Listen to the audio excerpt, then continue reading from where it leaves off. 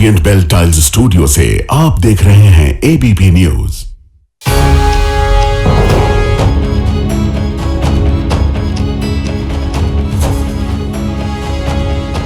नमस्कार, मैं हूं प्रतिमा मिश्रा। आज दिन की बड़ी खबरों के साथ आइए शुरू करते हैं भारत की बात। शुरुआत उन खबरों से जिन पर विस्तार से करेंगे चर्चा। महाराष्ट्र निकाय चुनाव के नतीजे आप सुबह से ही देख रहे हैं एबीपी न्यूज पर। इन नतीजों की बिग पिक्चर क्या है, उसका विश्लेषण आज हम करेंगे। बीएमसी में हार के साथ ठाकरे परिवार का आखिरी किला भी ढह गया। उद्धव ठाकरे कहां पर बीजेपी से बीएमसी की बाजी हार गए, ये भी हम आपको बताएंगे। वाराणसी में अहिल्याबाई होलकर की प्रतिमा तोड़े जाने पर सियासी घमासान शुरू हो गया है। विपक्षी पार्टियों ने बुलडोजर एक्शन की तुलना औरंगजेब काल से क्यों की, ये खबर भी आपके लिए होगी। और हर दिन की तरह रात 8:30 बजे आप मेरे साथ देखेंगे स्पेशल रिपोर्ट मुंबई का धुरंधर देवा भाव। शुरुआत करते हैं और आज सबसे पहले महाराष्ट्र के महामुकाबले की बात करें। महाराष्ट्र निकाय चुनाव के नतीजे सामने आ चुके हैं। निकाय चुनाव के नतीजों से महाराष्ट्र में नए सियासी समीकरण भी निकलकर सामने आए हैं, क्योंकि ये चुनाव भले ही 29 नगर निगम का था, लेकिन इसका सियासी वजन किसी विधानसभा चुनाव से कम नहीं है। वजह यह है कि अकेले बीएमसी का बजट देश के 8 से 9 राज्यों के बजट से ज्यादा है। तो सबसे पहले हम जल्दी से महाराष्ट्र निकाय चुनाव के नतीजों की बिग पिक्चर आपके सामने रखते हैं। इसके बाद इन नतीजों के मायनों का विश्लेषण आपके लिए करेंगे। तो इन चुनाव में सबसे बड़ी लड़ाई बीएमसी के किले पर कब्जे की थी। पूरे देश की निगाहें बीएमसी के रिजल्ट पर टिकी थी। पहली बार बीएमसी पर बीजेपी अपनी विजय पताका फहराने में कामयाब हुई है। हालांकि बीएमसी में दूसरे नंबर पर उद्धव गुट काबिज हुआ है। एकनाथ शिंदे की सेना तीसरे नंबर पर है।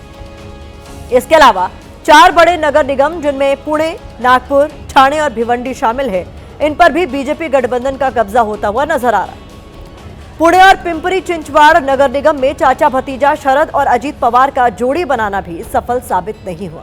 बीजेपी की रणनीति के आगे पवार पावर फेल हो गई। ओवैसी की पार्टी ने भी बीएमसी में अब तक 6 सीटों पर कब्जा किया है। हालांकि फाइनल नतीजे आने अभी बाकी है। अब हम बीएमसी के रिजल्ट का सियासी पोस्टमार्टम करेंगे, क्योंकि बीएमसी के नतीजों से महाराष्ट्र की राजनीति में बड़ा उलटफेर हुआ है। आजादी के बाद पहली बार बीएमसी में बीजेपी का मेयर बनने जा रहा है। दूसरी तरफ जो बीएमसी ठाकरे परिवार का आखिरी गढ़ था, इन नतीजों के बाद वो गढ़ भी ढह चुका है।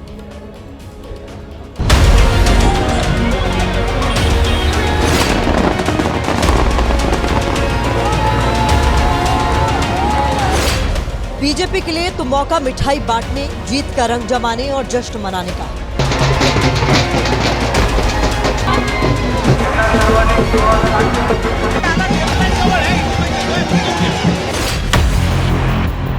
लेकिन ठाकरे ब्रदर्स के लिए वक्त मंथन का है।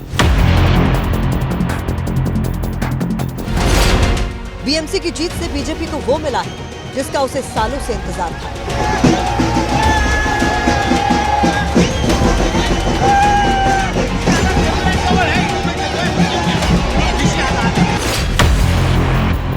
ठाकरे ब्रदर्स की हार ने उनसे वो छीन लिया है जिस पर करीब 3 दशक से ठाकरे परिवार का राज था। अब सवाल यह है कि बीजेपी कैसे बीएमसी की बाजीगर बनी और ठाकरे ब्रदर्स की रणनीति कहां फेल हो गई। पहले फोकस बीजेपी की स्ट्रैटेजी पर करते हैं, क्योंकि इस मुकाबले में वो ही विनर बनकर निकली। एक्सिस माई इंडिया के एग्जिट पोल के मुताबिक 44% महिलाओं ने बीजेपी प्लस को वोट दिया है। माना जा रहा है कि महाराष्ट्र में लाडकी बहन योजना की लोकप्रियता बरकरार है। महाराष्ट्र के मुख्यमंत्री देवेंद्र फडणवीस के चेहरे पर प्रदेश की जनता को विश्वास है। केंद्र से लेकर विधानसभा और अब निकाय में ट्रिपल इंजन वाली सरकार की नीतियों पर पब्लिक को भरोसा है। इसके अलावा बीएमसी के नतीजे इस बात का भी प्रमाण है कि महाराष्ट्र की जनता शिंदे सेना को ही असली शिवसेना समझती है। लोकसभा से लेकर विधानसभा और नगर निगम चुनाव के नतीजों से भी इस पर पक्की मुहर लग चुकी है। 25 जगह पर भारतीय जनता पार्टी और मित्रों का विजय हुआ है। महाराष्ट्र की जनता ने भारतीय जनता पार्टी पर पूर्ण विश्वास दिखाया है कि इस महाविजय के बाद हम सभी लोग महाराष्ट्र के एक एक नगर को यहां पर उसकी सेवा करने के लिए अपने आप को समर्पित करेंगे। अब बात ठाकरे ब्रदर्स की करते हैं। दोनों भाई अपने सियासी अस्तित्व को बचाने के लिए 20 साल बाद साथ आए थे, क्योंकि लोकसभा और विधानसभा के रिजल्ट से दोनों की राजनीति हाशिए पर जाने का खतरा था। बीएमसी की जंग दोनों भाइयों के लिए उम्मीद की आखिरी किरण की तरह थी। उस पर भी अब बीजेपी की जीत का ग्रहण लग गया।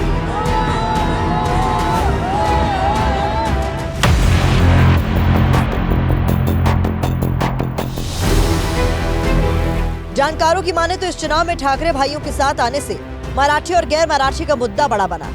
दोनों भाई एकजुट होकर एक सीमित वोट बैंक के पीछे गए, लेकिन ये दांव कारगर साबित नहीं हुआ।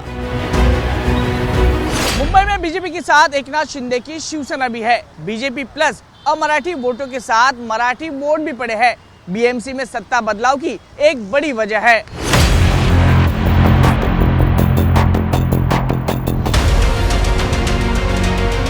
राजनीति के जानकारों का यह भी मानना है कि उद्धव और राज ठाकरे के साथ आने का कोई फायदा नहीं हुआ। इससे उलट महायुति गठबंधन को इसका फायदा मिला, क्योंकि राज ठाकरे की वजह से उत्तर भारतीय बीजेपी के साथ हो गए। दूसरी तरफ राज उद्धव के साथ आने से कांग्रेस गठबंधन से बाहर चली गई। इसका असर ये हुआ कि एंटी बीजेपी वोटों में भी बिखराव हो गया। फिलहाल जानकारों का यह भी मानना है कि उद्धव ने कांग्रेस के बजाय राज ठाकरे के साथ जाकर बड़ी गलती की, क्योंकि राज ठाकरे के पास बीएमसी में कुछ खास नहीं था। जाहिर सी बात है कि शिंदे की तुलना में ठाकरे, दोनों ठाकरे को मराठी मानुस ने ज़्यादा चुना है। हालांकि भाजपा को भी मराठी वोट मिलते हैं, क्योंकि 140 मराठी प्रभाव वाले वार्डों में से 70 से ज़्यादा ठाकरे की दोनों पार्टियां नहीं ले पाई है।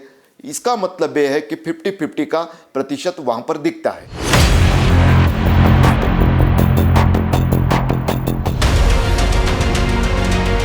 मनसे के मुकाबले कांग्रेस मुंबई में ज्यादा ताकतवर थी। हालांकि उद्धव को लग रहा था कि वो बीजेपी की नेगेटिव पॉलिटिक्स को मुद्दा बनाने में कामयाब होंगे और मुस्लिम वोट उनके साथ आएगा, लेकिन नतीजों से लगता है कि मुस्लिम वोट कांग्रेस, एसपी और ओवैसी की पार्टी के बीच बंट गया।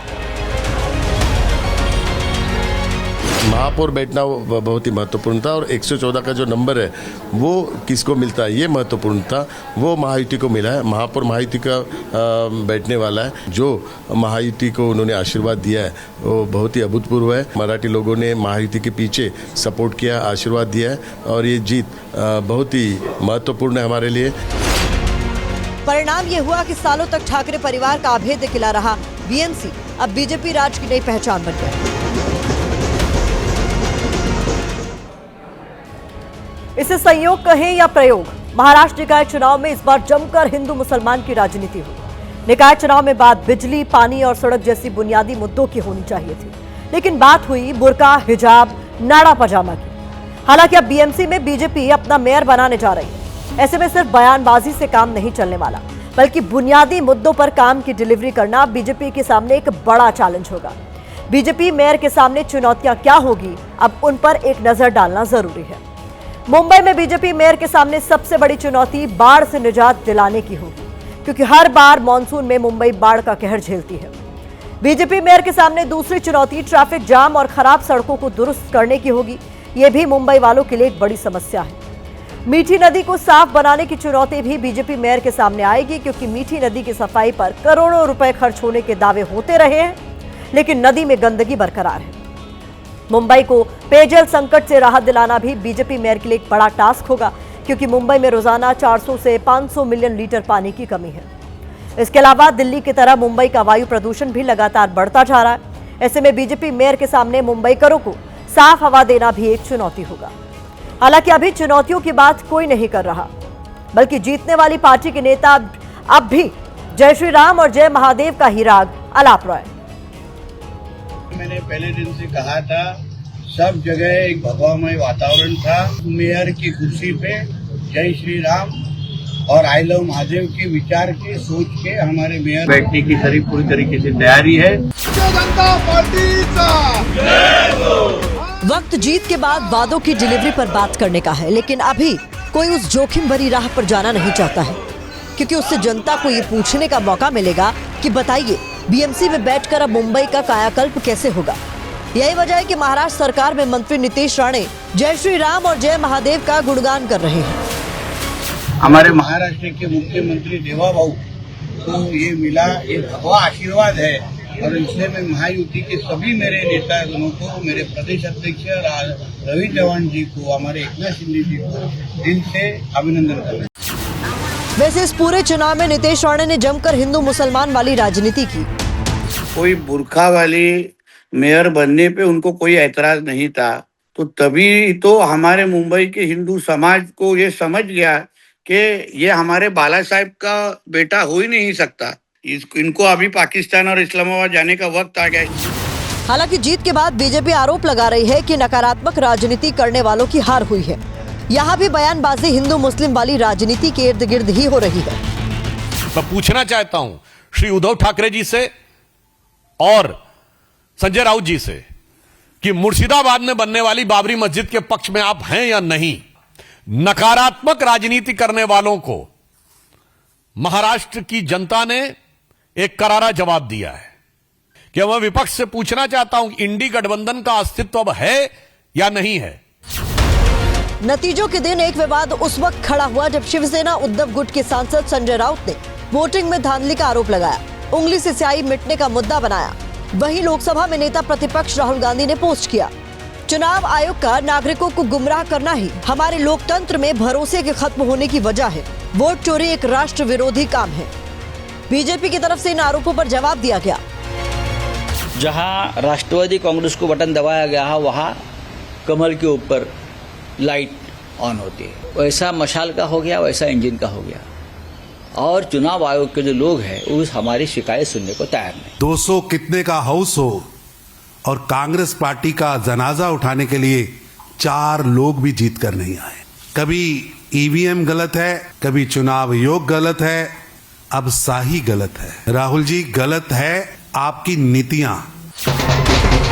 फिलहाल बीजेपी की जीत पर पूरे देश की नजर है, क्योंकि यहां से महाराष्ट्र की राजनीति एक बड़ी करवट लेने वाली है, जिसका असर दिल्ली तक के सियासी गलियारों में देखने को मिलेगा। बात महाराष्ट्र की हो रही है तो हमारी दूसरी खबर भी मराठी अस्मिता से जुड़ी है। इस खबर के केंद्र में मराठी अस्मिता का प्रतीक रही लोकमाता अहिल्याबाई होलकर है। अहिल्याबाई होलकर की मूर्ति पर वाराणसी में बुलडोजर चला है। इसके बाद यूपी से महाराष्ट्र तक सियासी गलियारों का तापमान बढ़ गया है। अहिल्याबाई होलकर की मूर्ति के अलावा मणिकर्णिका घाट पर प्राचीन मणि चबूतरे को ध्वस्त किया गया है। इसके अलावा चबूतरे के साथ लगी दूसरी देवी देवताओं की प्राचीन मूर्तियां भी तोड़ दी गई। मणिकर्णिका घाट के जो वीडियो सामने आ रहे हैं उनमें ये मूर्तियां घाट पर खुले में इधर उधर पड़ी हुई नजर आ रही। देवी अहिल्याबाई होलकर की मूर्ति भी यूं ही बिखरी पड़ी है। दरअसल मणिकर्णिका घाट की साज सज्जा बढ़ाने का काम चल रहा है। इसके लिए बुलडोजर से घाट पर निर्माण को तोड़ा जा रहा है। जिस मणिकर्णिका घाट पर बुलडोजर चलाकर अहिल्याबाई होलकर की मूर्ति को तोड़ा गया, उस घाट को अहिल्याबाई होलकर ने ही 1791 में बनवाया था। सोशल मीडिया पर वायरल हुई यहाँ की जो तस्वीरें हैं वो ये बता रही हैं कि पहले प्राचीन मूर्तियों की स्थिति क्या थी और अब मूर्तियों की हालत क्या हो गई है। अब मणिकर्णिका घाट पर सरकार के इस एक्शन का विपक्ष कड़ा विरोध कर रहा है। कांग्रेस और समाजवादी पार्टी आरोप लगा रही है कि कायाकल्प के नाम पर काशी की आत्मा को बुलडोजर से रौंदा जा रहा है, विरासत पर बुलडोजर चलाया जा रहा है। इस तोड़फोड़ पर इंदौर से लेकर काशी तक प्रदर्शन हो रहे हैं। इंदौर और काशी से अहिल्याबाई का कनेक्शन क्या है वो आपको बताएंगे। पहले प्रदर्शन पर ये रिपोर्ट आप देखिए।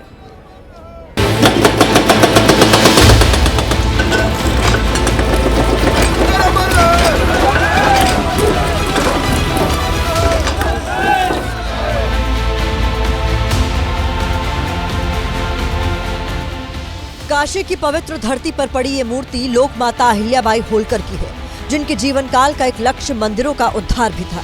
जिस मणिकर्णिका घाट पर देवी अहिल्याबाई होलकर की मूर्ति को तोड़ा गया, उसी मणिकर्णिका घाट को 1791 में अहिल्याबाई होलकर ने ही बनवाया था। फिलहाल अभी यहाँ पर पूरी तरह से बालू से ढका हुआ है और ये शिवलिंग है। शिवलिंग की भी आप आकृति देखिएगा कि यहाँ पर किसी जगह का जो वीडियो है वो वायरल हो रहा है। ये सब धार्मिक नगरी वाराणसी के मणिकर्णिका घाट पर चल रहे सौंदर्यीकरण और पुनर्विकास के काम को लेकर किया गया। पहले बुलडोजर चला और फिर वहां लगी प्राचीन मूर्तियों को जमीन पर फेंक दिया गया।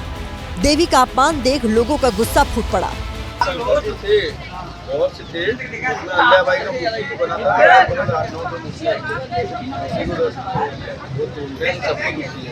पुरानी चीजें चली जाएंगी तो फिर वापस कैसे आए।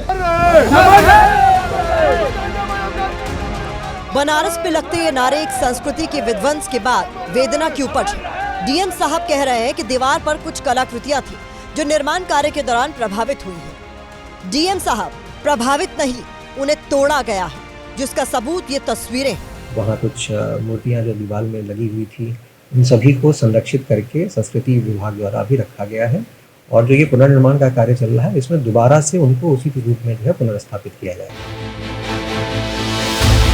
तस्वीरें झूठ नहीं बोलती, लेकिन तस्वीरों को देखने के बाद भी ढोंग हो रहा है। वाराणसी की अजगरा सीट से विधायक त्रिभुवन राम सब कुछ देखकर भी कह रहे हैं, कहाँ टूटी है मूर्ति। जो वाइब्रेशन था उससे कोई दीवार थोड़ी बहुत अगर हिली है तो उसको ये नहीं कहा जा सकता कि हम लोग मणिकर्णिका घाट के मंदिरों को और देवी देवताओं के जो उनकी मूर्तियां उनको हटा रहे हैं, ये गलत है पूर्णतया। देवी अहिल्याबाई होलकर की मूर्ति को तोड़ने का गुस्सा मध्य प्रदेश तक पहुंच गया, जहां कांग्रेस समेत कई सामाजिक और धार्मिक संगठनों ने राजवाड़ा स्थित देवी अहिल्या प्रतिमा के सामने धरना प्रदर्शन दिया।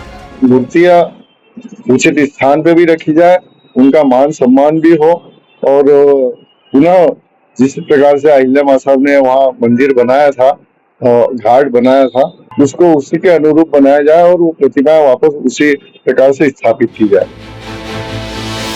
कांग्रेस अध्यक्ष मल्लिकार्जुन खड़गे ने भी इस मामले को लेकर एक्सपोज करते हुए लिखा, भोंडे सौंदर्यीकरण और व्यवसायीकरण के नाम पर आपने बनारस के मणिकर्णिका घाट पे बुलडोजर चलवाकर सदियों पुरानी धार्मिक, सांस्कृतिक और आध्यात्मिक विरासत को ध्वस्त कराने का काम किया है। सौंदर्यीकरण के नाम पर जिस तरह से अहिल्याबाई होलकर की मूर्ति को तोड़ा गया, उससे साधु संतों में भी नाराजगी है। काशी के मणिकर्णिका घाट पर हो रहे ये सुंदर उनके नज़र में विकास को जब हमने देखा वीडियो के माध्यम से, सोशल मीडिया के माध्यम से, ये असह्य है, ये पुराणों की अवहेलना है, पुराणों पर कुठाराघात है, वेदों की परंपरा को कुचलने का प्रयास किया गया है, काशी के जीवंत परंपरा को नष्ट करने का प्रयास किया गया है।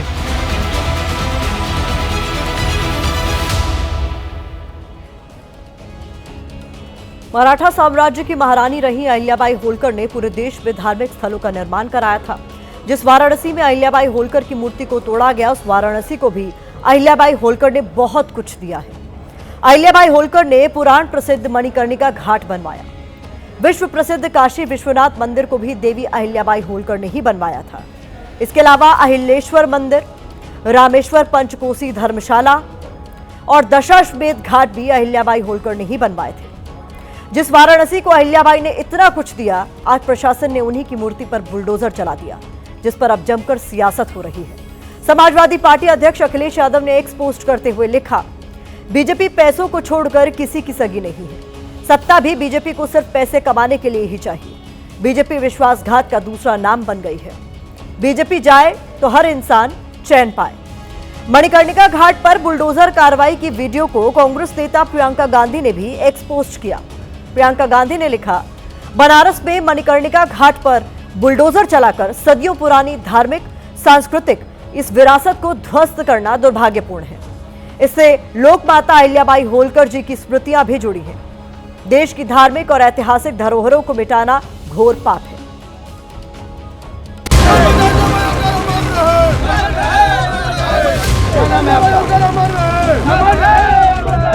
उस धार्मिक स्थान को विध्वंस कर रही है ये भाजपा की सरकार, योगी और मोदी की सरकार।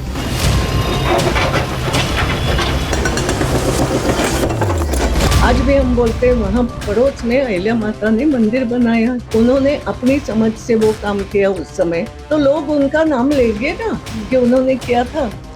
जो करता है उसका तो नाम होता है।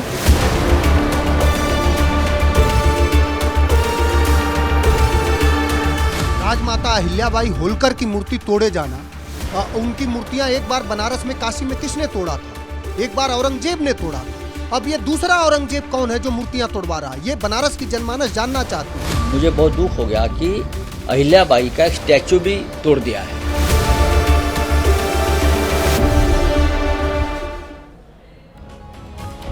देवी अहिल्याबाई मालवा रीजन के तहत इंदौर की रानी थी। इनका शासन 28 साल 11 महीने और 19 दिन तक चला था।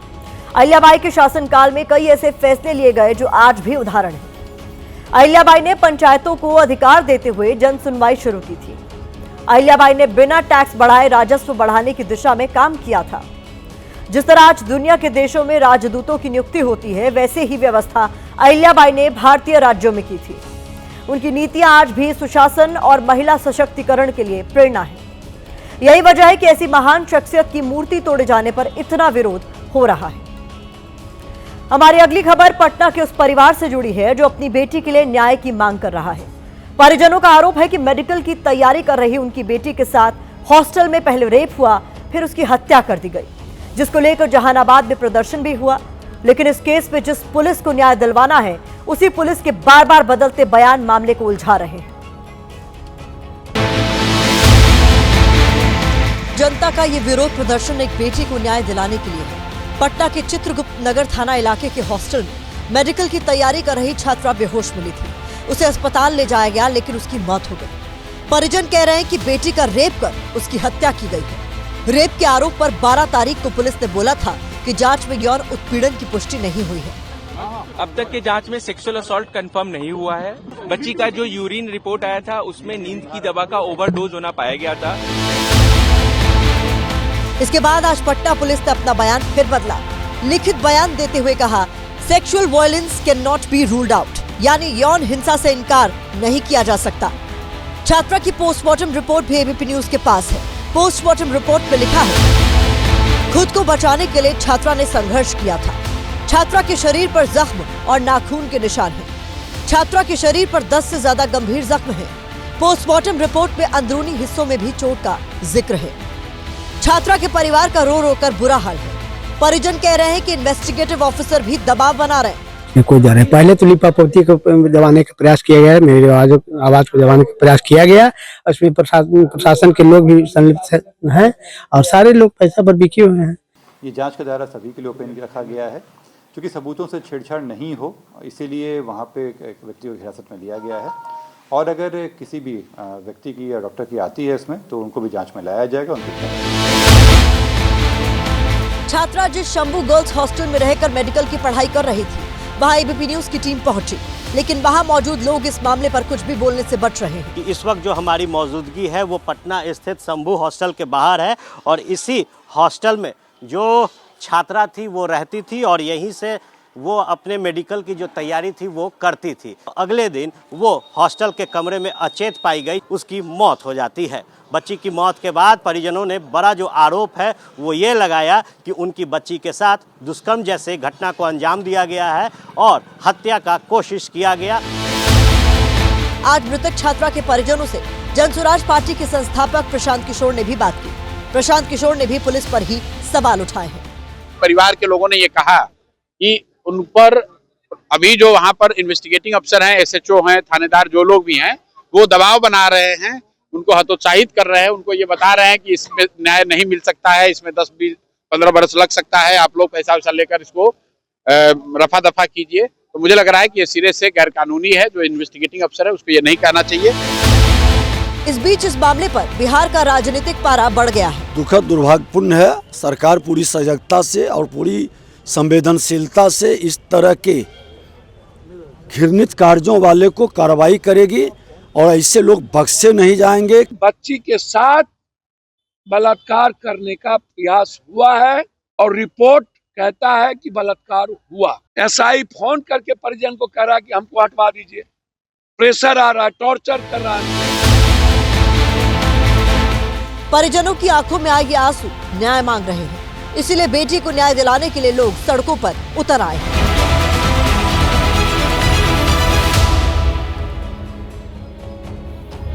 इस वक्त एक बड़ी खबर आ रही है। गोंडा के अस्पताल में चूहों की वीडियो पर भारत की बात में दिखाई गई खबर का बड़ा असर हुआ है। आपको बता दें, यूपी के डिप्टी सीएम ब्रजेश पाठक ने मामले में जांच के आदेश दे दिए हैं। डिप्टी सीएम ने 1 हफ्ते के अंदर जांच कर पूरी रिपोर्ट देने के लिए कहा है। 14 जनवरी को इसी शो में हमने वो रिपोर्ट दिखाई थी। अब इस रिपोर्ट का बड़ा असर हुआ है और गोंडा मेडिकल कॉलेज में चूहे दिखने के मामले में सरकार ने जांच के आदेश दिए। तो बता दें, भारत की बात की जो खबर है उसका बड़ा असर हुआ है। गोंडा में अस्पतालों में किस तरीके से चूहों का ये वीडियो सोशल मीडिया पर सर्कुलेट हुआ था, इस पर जब हमने सरकार से सवाल पूछे थे, जवाबदेही तय करने के लिए कहा था, उस पर अब असर हुआ है। और ये बड़ा असर है क्योंकि डिप्टी सीएम उत्तर प्रदेश के ब्रजेश पाठक, उन्होंने इस पूरे मामले की जांच करने के आदेश दे दिए हैं और जल्द से जल्द इस पर रिपोर्ट सौंपने के लिए कहा गया है। गोंडा के मेडिकल कॉलेज में मरीजों के पास कुछ इस तरीके से चूहे दिखने का ये पूरा मामला था, जिसके सामने आने के बाद हमने इस खबर को प्राथमिकता से दिखाया था और अब इस खबर का असर हुआ है, जहां पर सरकार की ओर से जांच के आदेश दे दिए गए हैं। 14 जनवरी को हमने इसी शो में यह खबर दिखाई थी।